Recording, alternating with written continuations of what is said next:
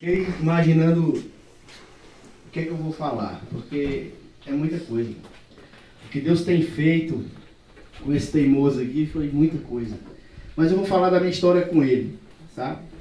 Cheguei na Ressuscita em Cristo em dezembro de 2011, pela primeira vez, na Ponte Alta. Fiquei 4 meses na casa, mas fiz igual um amigo meu que está aqui. Tive a oportunidade de sair e vazei. Eu brinco com você por causa disso, eu fiz também. E saí e fiquei numa situação pior do que a de quando eu cheguei na casa. Porque quando eu cheguei na casa eu não estava morando na rua.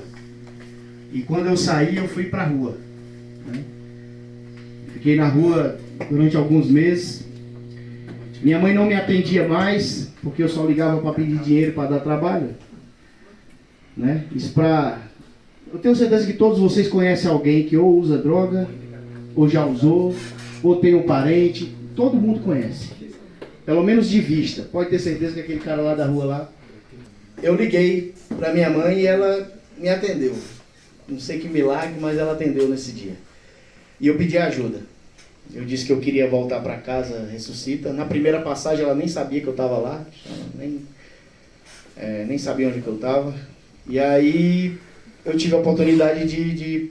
Ela ligou para o pastor, falou onde eu estava. Ainda fui teimoso, o pastor chegou lá, pra vocês terem uma ideia, o pastor chegou, estava num lixão. Eu estava num lixão, no Riacho Fundo ali. Quem conhece o Riacho Fundo tem o Instituto Federal. Ali não tinha o Instituto Federal nessa época, era só um lixão, só mato, né? Eu dormia ali. Ia vigiar carro lá no antigo Barril 66. O pastor foi lá à tarde. Ele sentou com todo mundo lá, com traficante, com noia, com tudo que tinha lá. Por livre espontâneo, né? Certo ou mais chamado? Né? Ele sentou lá, abriu a Bíblia, começou a conversar, e eu estava lá dentro do mato. E eu não vim com vergonha, porque eu estava drogado e cheio de pedra de crack na mão.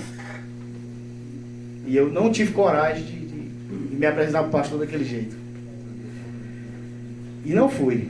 Para minha surpresa, à noite o pastor Cleito volta, né? E eu tinha acabado de roubar 30 quilos de cobre. Nunca fui ladrão, mas participei desse roubo, né? Fiquei do lado de fora. Os caras entraram, cortaram o cobre e eu tinha só que puxar. Então a minha participação foi essa. Mas a polícia passa, eu que rodava, né? Mas enfim. O pastor vai lá, conversa comigo, me abraça, começa a chorar, eu choro também. E ele fala assim: eu vim só te buscar. Eu vim só para isso. Eu disse: pastor, não vou. Hoje não. Naquela ignorância nossa, quando estou no drogado, não, tenho que usar hoje ainda para poder compensar o que eu fiz, né? Só que o pastor falou uma coisa que nada do que eu fiz, nada, toda a droga que eu usei naquela noite, eu não senti nada, por uma frase dele.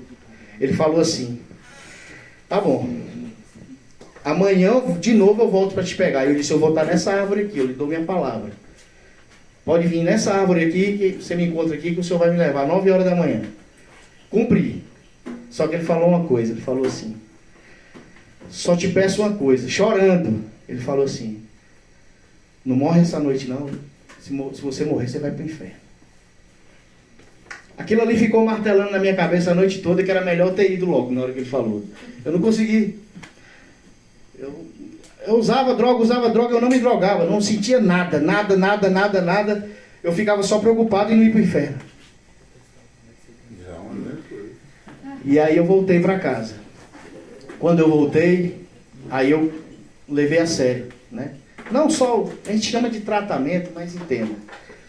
Quando nós chegamos num lugar como esse, nós achamos que a gente vem para cá para parar de usar droga.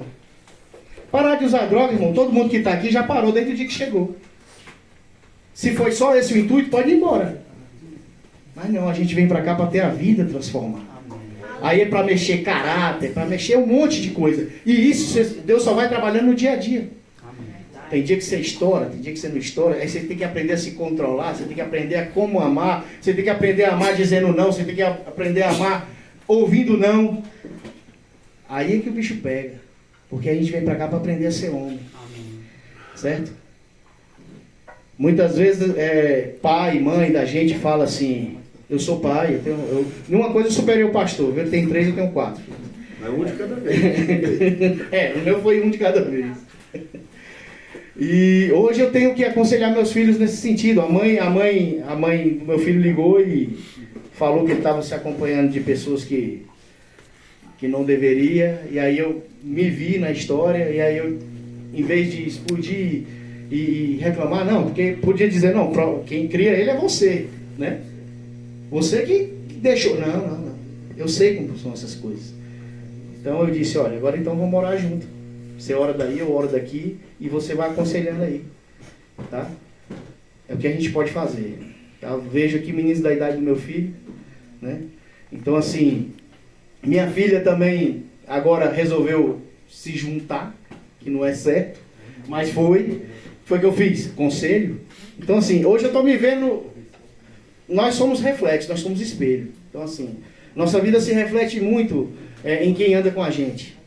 Se eu quero me espelhar em alguém, se eu quero me espelhar em Jesus, eu tenho que olhar para a vida de Jesus e começar a imitar Jesus. Se eu me orgulho do pastor que eu sirvo, do pastor que eu sigo, então eu tenho que pelo menos tentar imitar em algumas coisas o que ele faz. Mostra a barriga. Aqui já comecei, né? Então assim, para não tomar muito tempo, irmãos, eu só queria falar uma coisa para vocês. Casa de recuperação, muita gente tem uma ideia errada do que é casa de recuperação. Até mesmo nós, antes de virmos para o que é uma casa de recuperação. Isso é o melhor lugar do mundo. Meus planos hoje aqui foram os planos que aconteceram lá na Ponte Alta, porque quando eu saí de lá, eu saí para casar. Eu casei, eu fiquei 8 anos casado, foi o tempo que eu permaneci limpo, tá? Infelizmente, esse ano, eu tive uma recaída.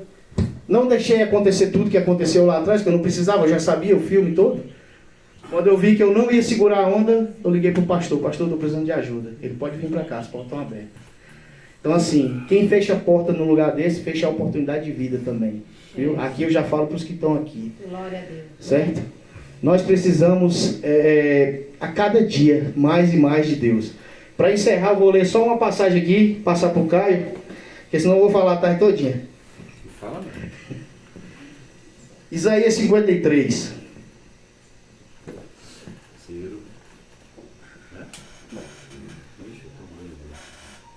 Eu não marquei, mas tá aqui, peraí que tá pertinho.